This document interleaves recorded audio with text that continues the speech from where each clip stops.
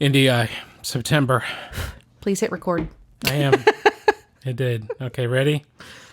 3, 2, 1.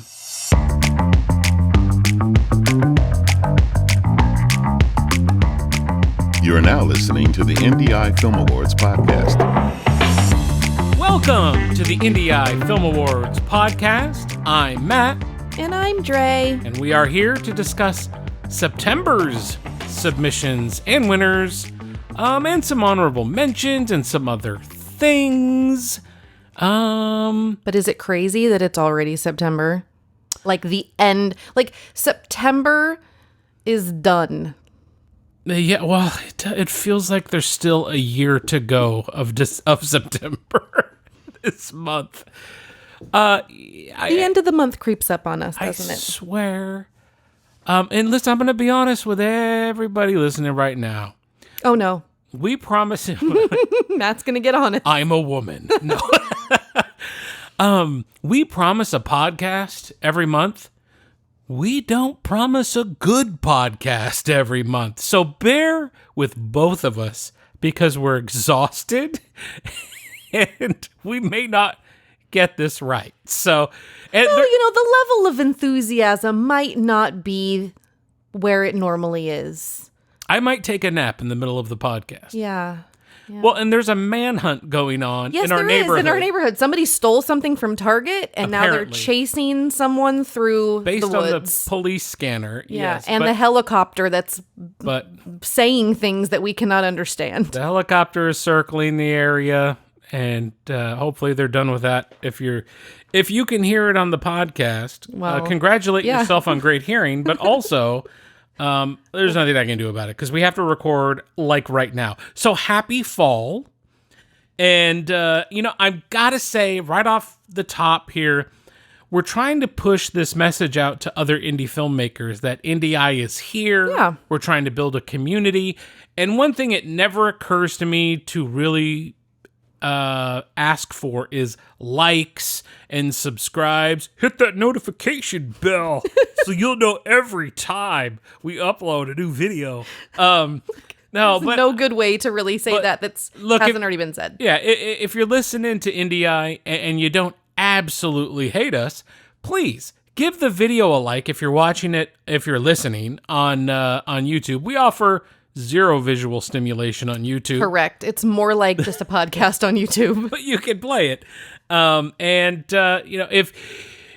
Please leave us a review on Film Freeway. I've been humbled by all the wonderful reviews we have there, but that helps promote IndieEye Film Awards, but also just increasing the engagement on YouTube so that this podcast is pushed out to anybody else looking for indie film review content, things like that. And always feel free to leave a comment on the YouTube video. Here we go.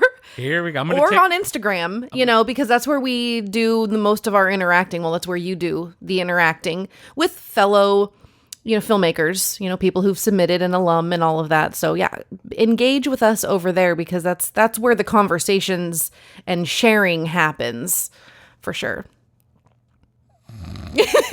So you're done. Okay, thank you for taking over while I took that short nap. Boy, if this isn't good listening, I don't know what is. I don't know. I'm kind of having fun. Okay, so some more housekeeping here is that there are new bonus episodes that are coming. At the end of last year, we had a whole bunch of bonus episodes with other directors and actors, people involved with IndieEye. We had one earlier this year with Zenzo Tozawa from Tozawa Tanks on YouTube, who I also edit for. And we have a new one today, new bonus episode that dropped earlier today. Well, if you're listening to this on the day this released, it would have been earlier today. But I got to have a great conversation with filmmaker Whit Ingram. She is a writer, a director, a cinematographer, a social media queen at Witty Film Girl. And we had a really cool conversation. She just had something sort of devastating happen in her life that I think we can all relate to. And if you can't, you're very lucky. But go check out that bonus episode as well. But just as exciting is I have more bonus episodes coming with IndieEye alum and some names you may be familiar with from YouTube or just in general filmmaking community. I can't say that later. At some point in October, within the next couple of weeks, another bonus episode is going to drop where it's a conversation with Calvin T. Shepard of Safe House 1618. Safe House 1618 is going to be in Kevin Smith's film festival, the Smod Castle Film Festival in November. And I got to have a conversation with him, but also with Dante. Dante was a part of the conversation because Dante is a huge Calvin T. Shepard fan, so I had to bring Dante on. And but we got to have a fun conversation, and it was really cool hearing Calvin's experience. So that bonus episode is coming out later in October.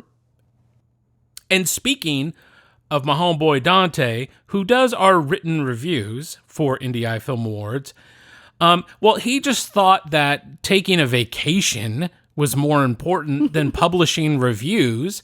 So if you're a filmmaker and you submitted for a written review for September, be very offended because Dante basically said He abandoned you. he said I don't care about these reviews. I'm going on vacation. Which isn't true. Actually, I just talked with him today. He's watched the movies. He just hasn't quite finished the reviews, and he doesn't want to rush it. He actually is going on vacation. Yes, he is. But he has told me that he's going to have the reviews ready for us to publish by October 7th. So Okay. They are coming. We did have 2 films that submitted for written reviews. Okay. And what we'll do, since they're not ready today to see, is I will make a point to mention them again on the October IndieEye episode so that we refer back to those written reviews. But those written reviews will be published on or before October 7th. Any other housekeeping here? Well, I've got a note to tell you all, to tell you filmmakers, if your project is not in English, please provide subtitles for those of us who only speak English. I guess that's likewise if you speak English and you're submitting to, an Italian film festival. You may want to throw in some Italian subtitles or something, because we did receive a handful of submissions this month that had no subtitles, and I couldn't understand them, and I did my best to follow along here, but... it's, you're losing a lot of the points. So, hey guys, get those captions, those subtitles. That's an important part of your submission. If you are submitting, stop me if you've heard this before. If you're submitting actors for consideration for awards, please include the name of your nominee in a cover letter. Now, I realize not everybody listens to the IndieEye Film Awards podcast. Okay, but is it not in the rules? It is, but does everyone read the rules? Everyone should read the rules. So I try before submitting. I'm just trying to reiterate. If you're submitting to any film festival through Film Freeway, use a cover letter. Oh, that's outdated. Nobody uses a cover letter. Don't use a cover letter when you submit your resume and apply for jobs. That's for old people to do. Okay, well, you know what? We're old. Yeah. No, Listen. you're old. I'm not. I'm 29. It's informational, and it's something that costs you nothing and adds that little personal touch. You say, hey, film festival, thank you for this opportunity to submit my movie, blankety blank, to your thing. Here's an interesting note about my film. It was filmed entirely on a iPhone 4. Wow. I don't know. Throw something. And we're asking, since there's no way to say it when you're submitting for Best Actor or Best Cinematographer, things like that. Make sure your credits are updated so we know who they are.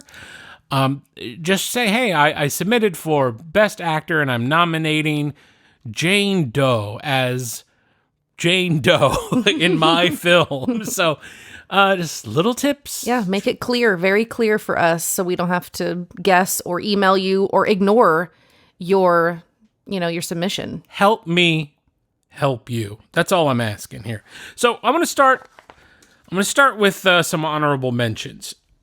And I am going to have some Matt-like things to say later about some other projects. But the honorable mentions here, I wanted to start with because they're so strong. And competition was, again, fairly difficult this month. And these were films that I just felt needed a little bit more love than we were able to give it through the rest of the episode here. But I want to start with The Party at the End of the World, directed by Dimitri Luttrell. I'll read the synopsis for you.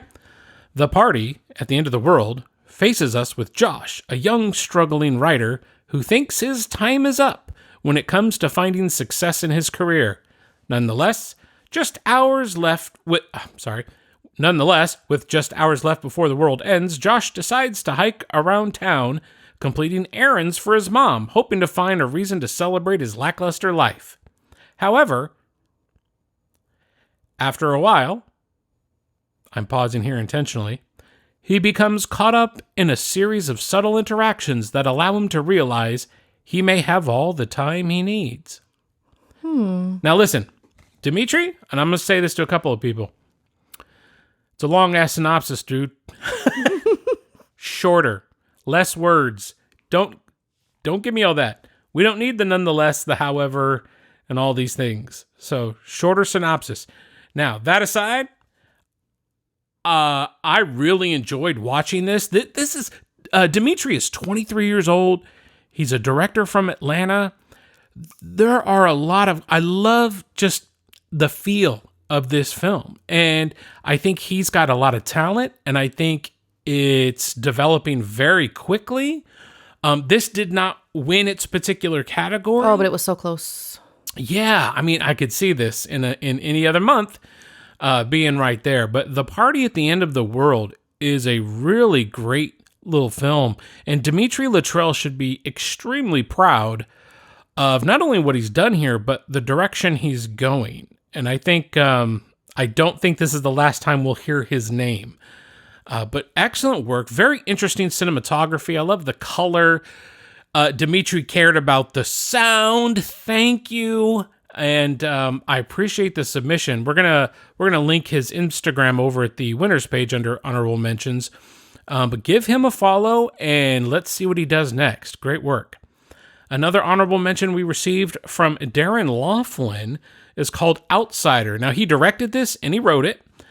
This is in a post-catastrophe world where the inhabitants of their reestablished cities treat outsiders with suspicion and hostility.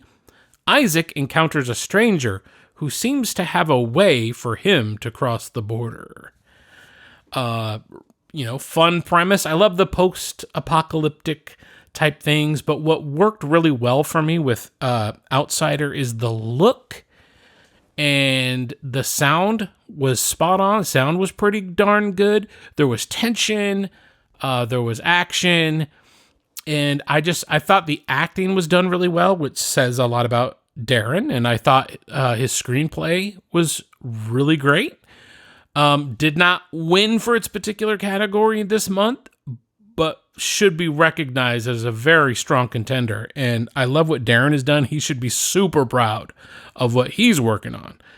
In that same vein, we received a submission by Trayvon Williams, and I guess he goes by Trey, called Armstrong. Now, man. So the synopsis here is, free convict Armstrong struggles to start over, causing him to rob on his first day out. This, along with a rival fatal love affair and his friend's gang affiliation, could cause him a lot more than a trip back to jail. All right, so Trayvon Williams is going places. This dude is talented. This film is really good. His cinematography, very nice. Everything was always pleasant to look at. And then on top of it, he's capturing good sound. I cannot give So good. enough kudos for good audio. Trayvon Williams, or Trey Williams, is a filmmaker. And he is the absolute definition right now of an up-and-coming indie filmmaker with vision, with talent. Storytelling ability. I mean, there's blocking, there's the production design, the costuming. It's technically it would be that, but just the clothes everyone's wearing. Intentional. It seems like everything is so well thought out, and I really appreciated it. The unfortunate part here for Trey is that this film was submitted only for Best Ensemble Cast. And while the cast is great, it did not win that category. Mm-hmm. I think there are other categories he could have submitted to and won. Yeah. Cinematography actually would have been interesting for me. Maybe sound even design, yeah. I think he could have had a run at Best Director, but this is an opportunity to, again, reinforce that if you're going to submit for a subcategory, it is best that you also submit for the category in which your film genre is. Is it a short? Is it a documentary? Is it a feature? If you think the cast was good enough, why didn't you think the film was good enough to compete? So, and if you throw your ring, your hat, if you throw more hats in the ring, more likely we might pick up at least one of your hats. Right. That is a terrible analogy, but I think you get it. Now, Trayvon Williams does he earns honorable mention for Armstrong. Although this is one of those honorable mentions where I just feel like the effort and the product is so much stronger than simply just calling it an honorable mention. But I hope he, wears that honorable mention proudly and is highly motivated to keep going, because I think he's a special talent and I really want to see what he does next. And our final honorable mention here is a doc feature called Strange Luck, The Tale of Bill Black, which was directed by Drew Mack. And get this, creator of AC Comics, the longest-running independent comic publisher around, tells his story, from how he got into art and filmmaking to his time in the Army during Vietnam. He tells of starting Paragon Publications, AC Comics, Night Vale Media, and everything in between. An amazing story of a life well lived.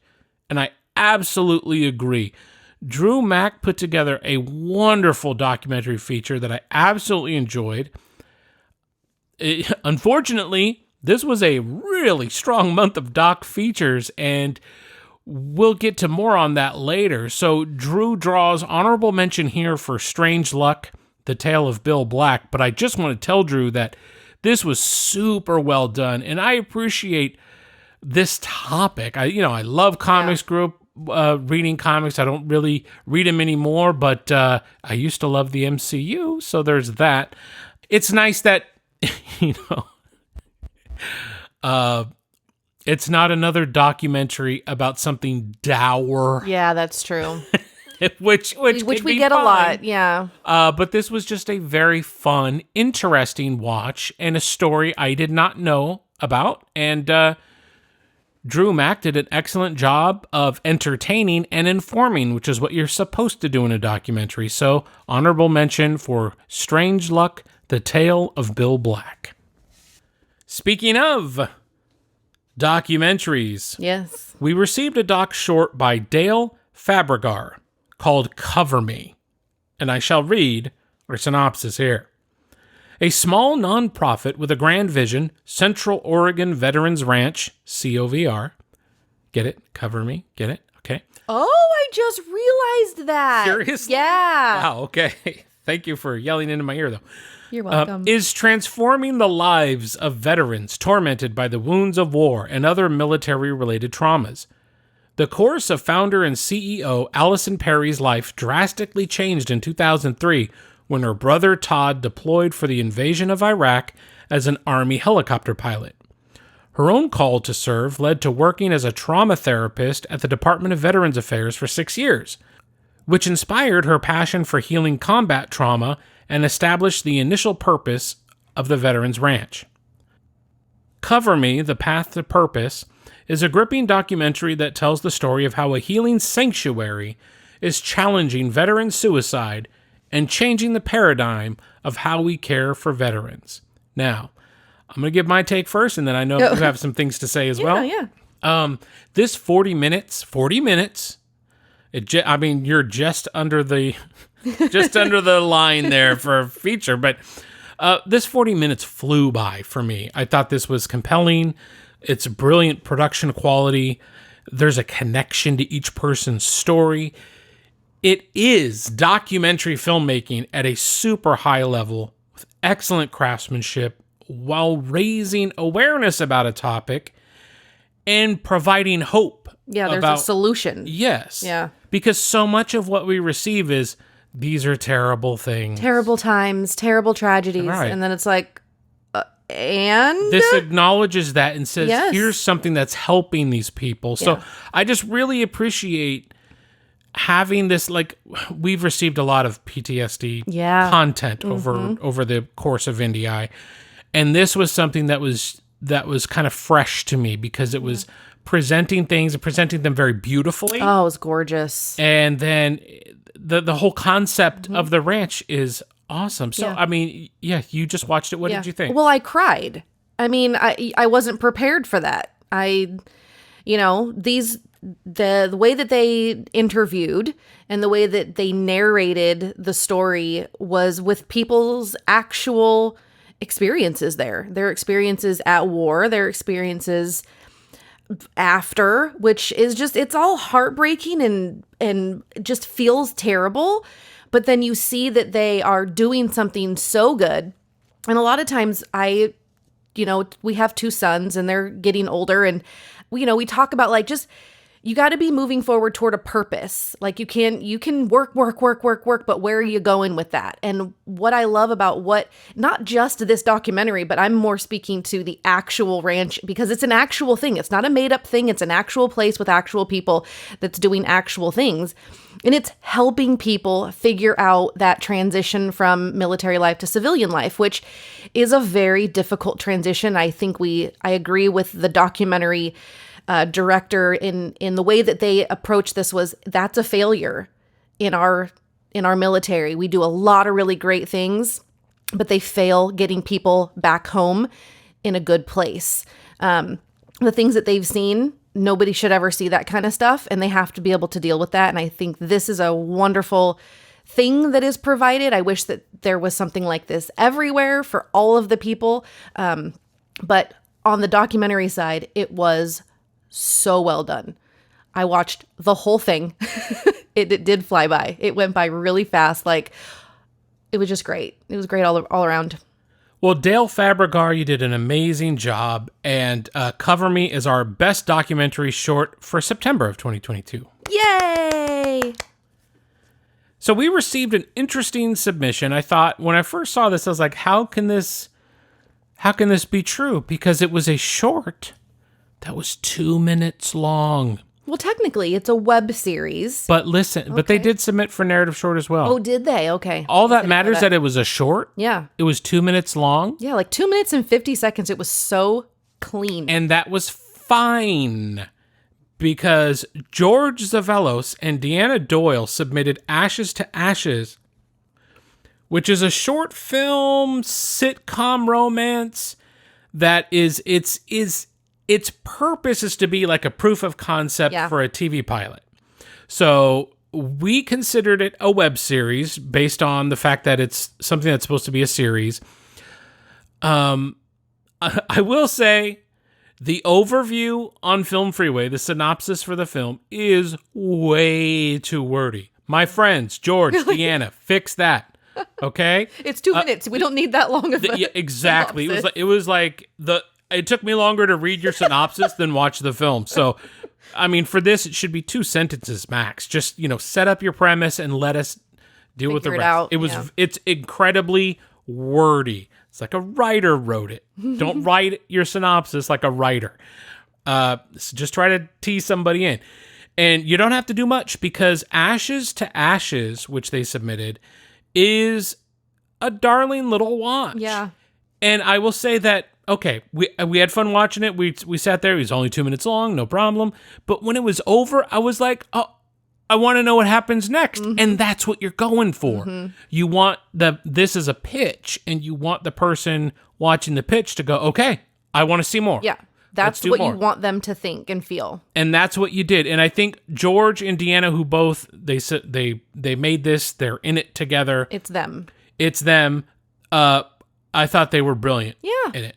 I thought they were comfortable with each other. Yeah, their timing was cute. It was, their interaction was playful. It didn't feel too stiff, you know, and it didn't feel too awkward. I think it was a good mesh of, I don't want to say amateur actors, but it's a comedy pilot. You know, it's what's the word I'm looking for? It's not amateur, but it's just, I don't know, playful. Yeah, well, it very much is. And the premise here, which it doesn't really give anything away, but the premise of this is that there's been a mix-up with their deceased spouse's ashes.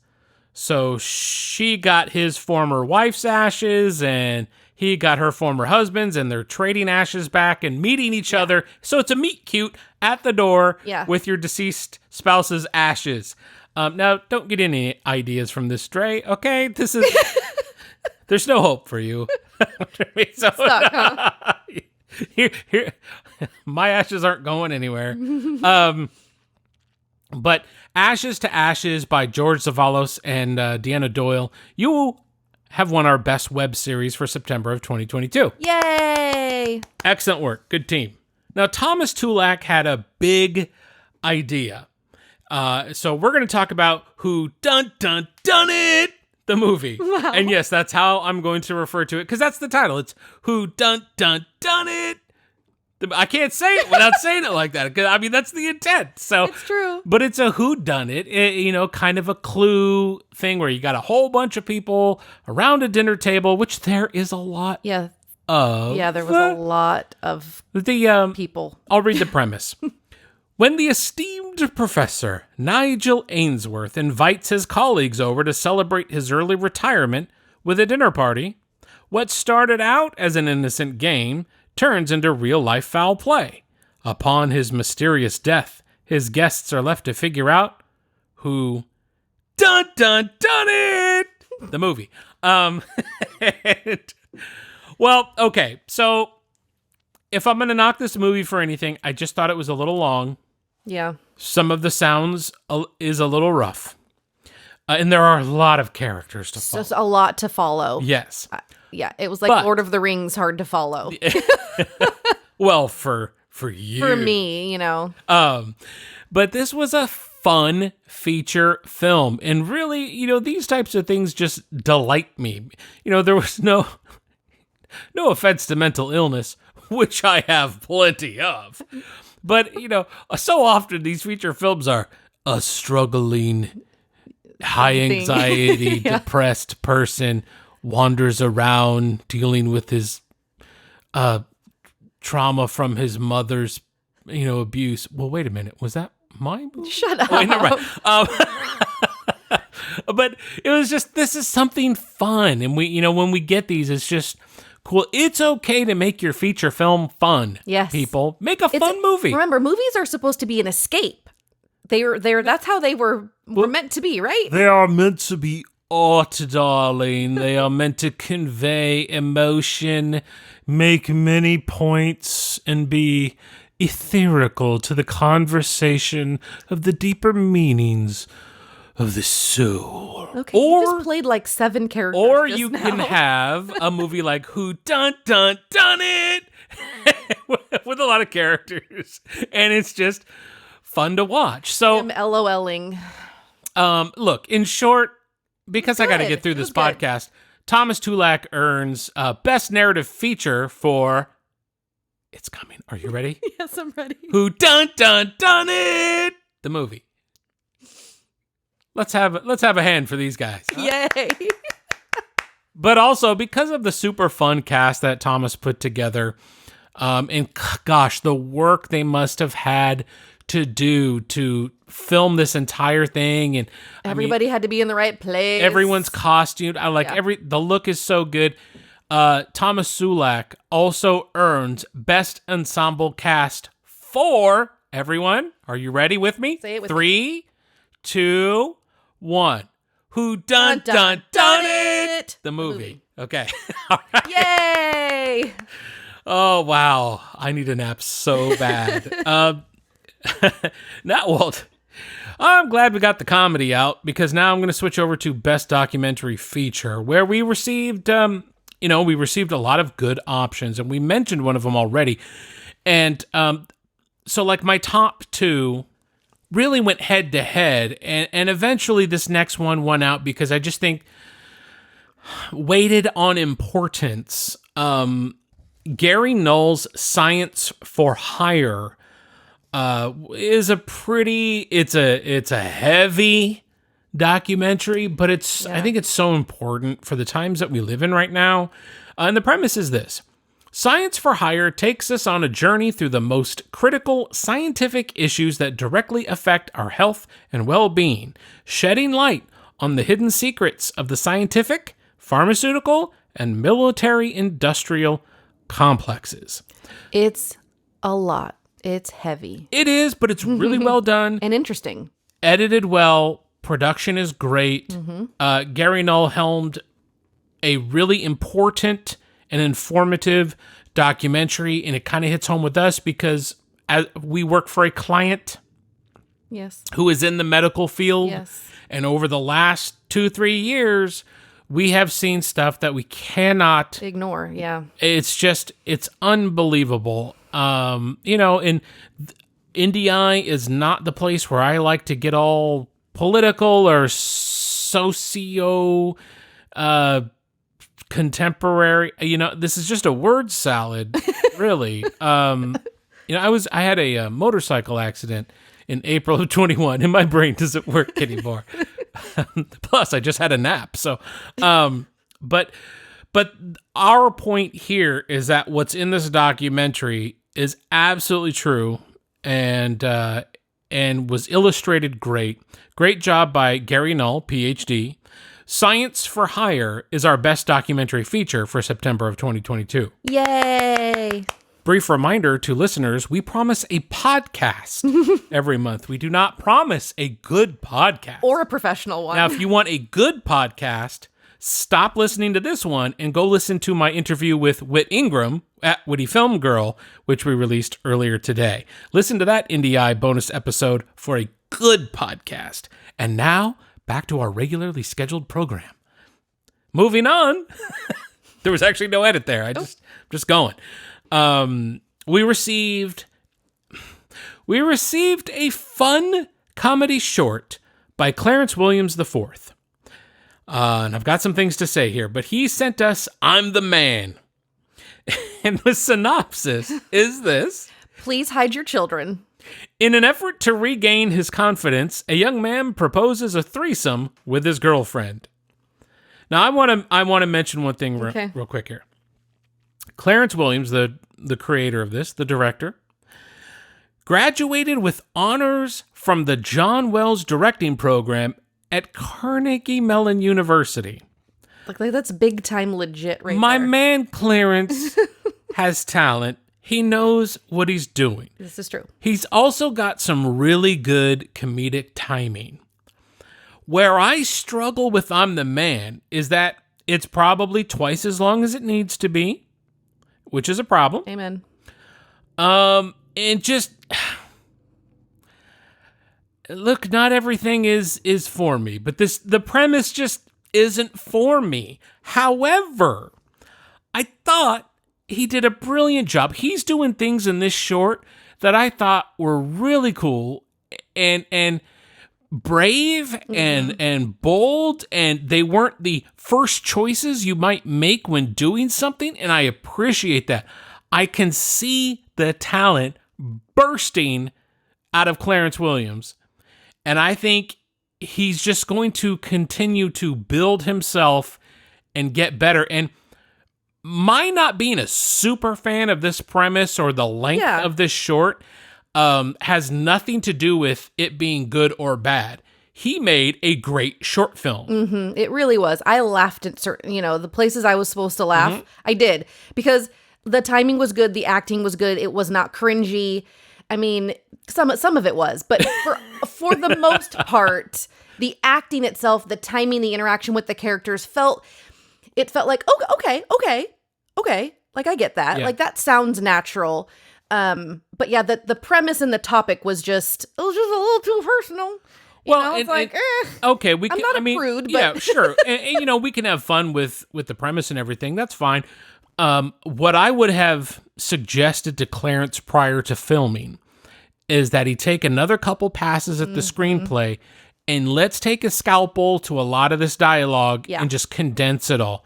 Because I think it was running about 20 minutes, and I think it just at over half that length, it would be super strong. It's just a little too long. Things linger.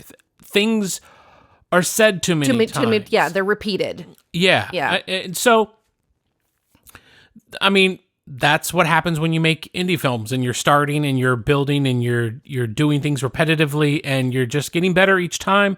No problem. All that said, Clarence Williams IV, who directed I'm the Man, wins Best Comedy Short for September of 2022. Yay!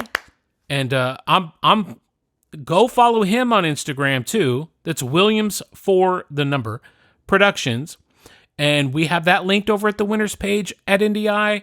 We always recommend you go check out the winners page, follow other filmmakers, build this community. I definitely want to see what Clarence Williams is going to do next. I think this guy's really funny. I think he's got a vision. I think he's got a lot of talent. Yeah, it was clean. Yeah. So great job. Okay. Moving on to, I'm going to let you take the realms on. The realms? Did I You say mean the helm? realms? Or the reins? Realms. He's just mixing up words. It's fine. Speaking of going over your screenplay a couple more times, did I mention I'm a writer? Take advice from me. I know the words and such. But Collector was... And the premise is this.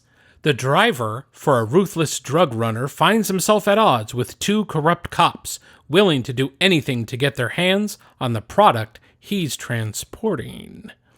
Which is a cool premise. So, one thing that stands out to me about Collector, the cinematography was on point. Amazing. Really good. Sound was good. The lighting. I mean, Oh, he knocked this one out of the park with that. And I mean, in a field full of really good narrative shorts, I really felt that Silas Dunn stood out. Submitted was to a tier above everything else Silas we received with Collector. Even you had a great time with it. What was your experience? I really liked it. I liked the length as well. I felt like for the story that was told in under 25 minutes felt okay for me. I felt like there were parts that needed to be drawn out a little bit because it was there were some emotional parts that I felt like really needed to be there. But to me, well, when you do indie film, fight scenes and fight choreographies and not prosthetics, what do you call it? Effects, like visual, not practical effects. Practical effects. I knew it started with a P. Prosthetics. Like it started with a P. Prostate. No, no. When it first begins, it kind of hits you with everything. It hits you with lighting, it hits you with dialogue, it hits you with practical effects. And all of those things to me were on point immediately. And I felt like that whole interrogation felt natural. Right. The way that the faces looked, felt like, okay, that could actually look like that if someone just got their face punched in. And the rest of the story felt like it just flowed really well. But for me, it was the fight scene because it was really, really, really good. It actually felt like maybe I was watching a Daredevil episode. It just had that realistic feel for me but what I loved about it, and I think this is very smart, is that they kind of covered up the actual action with great camera movement and great choreography in that scene. So keep doing that because that really worked well. I felt like the acting was great. The characters meshed well together. I had a lot to say, sorry, but it was like, and the premise of what they were transporting was important to me, and I was happy with somebody's decision. They were transporting Cheez-Its. Shut up. I'm very passionate about Cheez-Its. I think these glowing reviews from both of us means that Collector earns Best Narrative Short for September of 2022. Yay! It also sounds like Silas Dunn kind of knows what he's doing. Yeah, really. In all the aspects. And presented something very professional looking. I'd love to see Silas get a hold of a big budget and be able to do whatever he wants. But for now, he'll just have to accept the fact that he wins Best Director for September of 2022. Yay! Great job, Silas Dunn. Speaking of really good cinematography, we did get a submission called Go Fool Yourself. And there's an original title attached to this. Just listen to the white boy try this title now. Se enguana en que agosto. That's your Spanish charm kicking in right there, there, baby. baby. Yes, it is. It's called Go Fool Yourself, directed by Marco Felipe Rossi. The premise is this. When three way too close friends present a brilliant entrepreneurial idea as their final paper at university, a professor shows interest in presenting them to an investor. The only problem is that once they start discussing what's the best way to achieve their goal, their egos bring up unresolved problems from the past that will make them conspire against one another, only caring about their own personal interests. Oh, how sad. Now, I thought the premise really good. Yeah. I was excited to watch this. Yeah, that's different.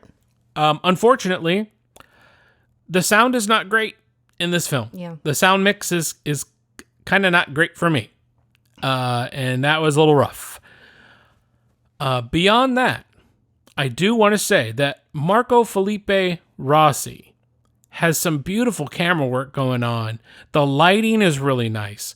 Go Fool Yourself wins for Best Cinematography for September of 2022. Yay! And he should be very proud of what he's created, but this is just one of those times where audio kind of kills your film. Guys, great cinematography, that's wonderful. Yeah. As a person who adores cinematography and loves to shoot, we've got to get the audio right first. Yeah. The sound has to be right. And if you have to cut costs in the lighting and the cinematography, then do that. Do not sacrifice your sound. Make that number one. Story, sound. Get a good cast. Feed them and your crew. And then start looking at what do we shoot it on? Yeah. And what lighting do we use? Those are the orders of importance for indie film. But congratulations to Marco Felipe Rossi and his team for Go Fool Yourself. Now, on the other end of the spectrum of cinematography, we did receive a horror film called Bud from Jason Shane Bradford, which is about Old Man Whit and his son are being forced out of their home, so they decided to take on the whole town, one person at a time. Now, this was a fun watch. It was interesting because they chose a color for the film. Like, the entire film is kind of washed in a red. Now, that's a choice. Yeah. That's a tone, and that's fine. It's a horror film. It's a vibe. I get it. It just, when movies tend to lean hard one color like that, for me, it's a little monotonous. And this movie was how long? It was just under 13 minutes long. Okay. So, I mean, it's an easy tolerable, watch. but it's an easy watch. And it's kind of fun. The father and son interaction is worth watching. And pulling this off was quite an effort. There's a lot of kind of funky camera work where it's run and gun. Yeah. You're maybe not totally thinking out your blocking. There's a little bit of awkward time for people walking into frame and things like that. There's but all the little nitpicks aside, Jason Shane Bradford put together a fun, shorter film. I'm glad it wasn't 30 minutes long. And he told a really fun story. Well, it's a horror film, but it was an entertaining story. So Jason Shane Bradford and his team in Bud win Best Horror for September of 2022. Yay! Now, those are the films that we'll speak of by name. Uh-oh. There will be, as an overall take on some of the films we received this month and just some of the films we tend to receive on IndieEye in general. Look, I'm all here to support. We are here to support our fellow indie filmmakers.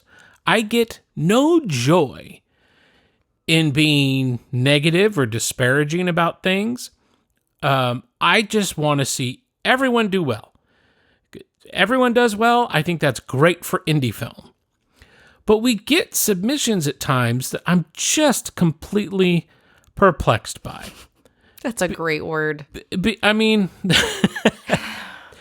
We received a submission this month, and I'm not going to name the title or the director or anything. It's not fair to them. Now, this person put together a feature film that was 2 hours long. And a lot of work was put into it. The actors, the director. It was edited.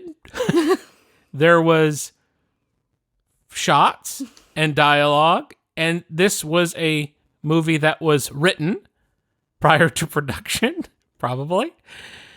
And this person, according to their Film Freeway information, says that they spent $100,000 on this film.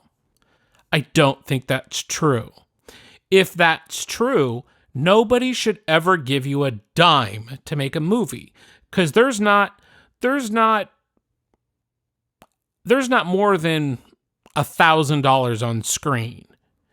If you're telling me as an indie film you spend $1,000 or $100,000 making your movie, there better be something on screen that shows it. Yeah. And there's just not.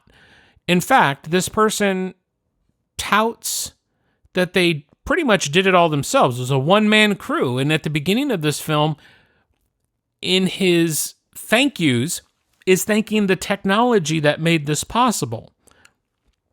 Which I guess he's, number one, referring to the artificial voiceover used in the opening of the film. This film opens during a funeral, where you would be hearing, you're supposed to be listening to a pastor give a eulogy about the passing of a character's parent. And instead, it's this clearly robotic, artificial AI male voice where it sounds like this, and where there should be emotion in this delivery, there is not. And it's so bad that immediately I'm like, wow, that's terrible. The font chosen is terrible. The fading in and then tracking and dissolving of the stuff is bad filmmaking. A lot of walking, a lot of driving. I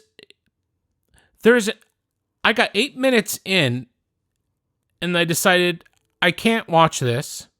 I'm gonna skip through, and which I did. I skipped through to a few other parts, one which I'll talk about in a moment. But in the first 8 minutes, which felt like an eternity, what we mostly had was two women who are walking around or sitting or standing or looking off into the in distance. A shower. Yeah. Melancholy and then there's a train sequence in which and I'll just tell you, this is a film about two lesbians who fall in love, and of course it's forbidden and nobody wants to allow them to love each other. So we see this all the time. There's so much of this, you guys. I'm not being negative about the quote unquote premise. Right. I don't care about, whatever. But it's incredibly boring. And this is something that's been done to death. Two gay people of some sort who can't be together because society. Yeah. Okay, that's new. I know. And not true. So if you're, well, I mean, come on. I'm not going to talk about what somebody else's experience might be. I don't know. So, but it's done to death. So do it fresh and new. Like, you remember we had a film not too long ago. Along Came Wanda. Oh yeah. Basically the same thing. Yeah. And it was fun. It was lighthearted. It was like a lighthearted Thelma and Louise, but they were attracted to each other kind of a situation almost. Yeah. And this was just boring. I wanted my heart to stop at around 8 minutes of watching this. And then I realized I have control over my life and I could just skip forward. Now, I think this particular director has great intentions. I think his ambition is fantastic. I think he's going to go on and make way better things than this. But my problem was that artificial voiceover, terrible choice. And there's more later in the film, also a bad choice. The first dialogue you get from somebody, it sounds tinny and terrible. What are you doing here? And then it sounded different than the person that she was talking to. Yes, your audio people, audio. It was rough. Get it right. Well, by the time I got into post, I did the best I could with what I had. Well, that's still the problem. Your fault, bro. Yeah. How about, instead of having a film that spreads all over the place, and there's a lot of walking and talking to other people, how about you make it more contained, more controlled, and get good audio? And then your film is 1,000 times better. But your audio from the jump, I'm talking to you as if you're listening, you're probably not. And the poor listeners are like, I didn't do it. It's not me, man. But I'm just, I was offended as somebody who has to watch indie films. Yeah.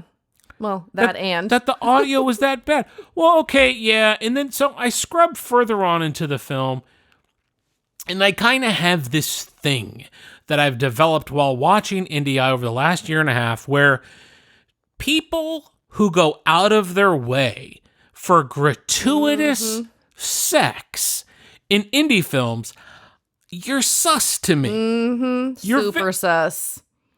Are you just trying to live out a fantasy? You're in power. You're the director. You two ladies make out. It's kind of the vibe I get sometimes. Yeah.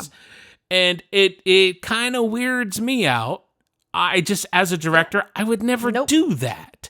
Unless it was like really super important to the story. But in this particular film, you have your lovers make out scenes and kiss, whatever, part of the story. We see it a million times, no big deal. But then later on, there's a clear sex scene with full-on nudity, and I'm like, why? It's not necessary. This isn't at all. necessary part of the story. You could allude to this. Be creative. That's what I'm looking for. Be artful. You can suggest and imply, and we as an audience, something I always try to tell people, build the bridge halfway. Let your audience build the rest. We will figure it out. They and appreciate. An audience will appreciate you building it halfway, and then we figure out the rest, and then we feel involved and invested. And so what I'm saying is, you didn't need to have that unfortunately extended scene. Now, look, I'm a red-blooded American male. All right. All right. That's what I'm gonna say about that. And I still think that was way too much and kind of ridiculous. And I look at directors who do that in a different way. With their eyebrow raised, I'm a little suspicious about what's going on there. Yeah. So, that's me. Maybe I'm just too much of a stick in the mud when it comes to that. Okay, I'm another different kind of demographic. I don't want to see that either. I don't need to see that. I could watch a love story about two people. I don't care. Right. But I don't need to see that. Yeah, it's no matter literally pornographic, and I don't need to see it. I mean, it's softer than it doesn't matter though. It's not necessary. Yeah, but it's two women, so that's okay. It's also not okay. On film, it doesn't. This is not the place for it. You know what? And that wouldn't even be an issue I would discuss if the rest of the film was good. But it's long, man. And if I could, I didn't want to call this individual out, and I didn't want to name the title of the film. Let it have its run and do its own thing, and get, maybe a better audience than you and I. But don't make your film super long. Where we should have been introducing the spunky half of this couple, it could have been done in the very first shot given. But we have several shots, tracking long shots of this person walking and not even doing anything particularly interesting in the walk. Yeah, I mean, 30 seconds of them driving down a road. Your framing, your shots need to give me information and lead to the next shot. So think it through, cut more, show less. There you go. There's your film class. Who needs USC or Berkeley or anything like that? You could just come to IndieEye and say, hey, so no two chicks getting it on the movie. If you avoid that, you're golden. I'm so tired. So listen. That was your major feedback for this month. Yeah, I mean, as always, audio, guys. Yeah. I'm saying this with love in my heart. Please. Yeah. If the audio turned out bad, well, then you better try to get some ADR or something. Not an ADI, not an AI. I'm delirious at this point. So, all right, that's going to do it for IndieEye for September. Again, please, if you manage to listen this long, hit the like button so that we know you're alive and you're out there. And go listen to our bonus episode with Whit Ingram at Witty Film Girl, because she's an awesome writer, director, cinematographer, and kind of a TikTok, Instagram guru. She's also offering subscriptions on Instagram where you get a little bit more inside information, and she's kind of showing what's going on with her right now. She's just a really cool person, and I hope you get a chance to listen to my interview with her and hear what's going on with her. Additionally, I do want to mention that she is a screenplay consultant. Oh, wow. Which is, I didn't know that. Is huge. So, I think she is a person totally qualified to do that. So if you have a screenplay or you had something you've written, you can consult with her, for a fee. She's not free, but go check it out, wittyfilmgirl.com. You can learn more about Get Your Story Straight, which is the ebook that she's written. Cool. I know. Well, she's just super smart. Yeah. And, you have an option, a place where you can go, and a fellow indie filmmaker, female. So if you're a female writer and you definitely want input from a female and not some crusty dude like me, you can go to... Not crusty.